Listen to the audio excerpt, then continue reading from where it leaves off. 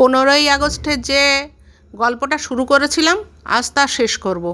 সেদিন নানা রকম কালচারাল প্রোগ্রাম ছিল, শহীদ বেদিতে মালা দেওয়া ছিল, এই যে আমার কর্তা আর এই যে পুরো গ্রুপ এরা রয়েছে। প্রতি বছর সন্ধেবেলায় যেটা হয় কালচারাল প্রোগ্রামটা করা হয় একটা, আর করা হয় সেটা ক্যালকাটা ইউনিভার্সিটির হলে।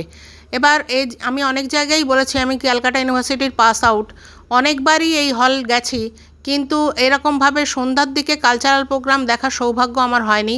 যেহেতু আমার বাড়ি অনেক দূরে, বারাসাতে ছিল, সেজন্য আসার একটা তাড়া থাকতো। আর এবারও যেতে পারিনি, কোনোবারই পারি না, যেহেতু দিল্লিতে থাকতাম, এখন রাজস্থানে।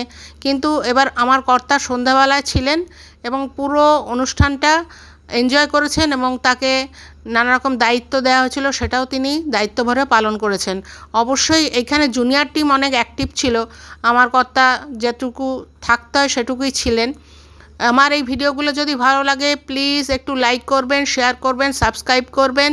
ফেসবুকের বন্ধুরা আমাকে একটু ফলো করে দেবেন।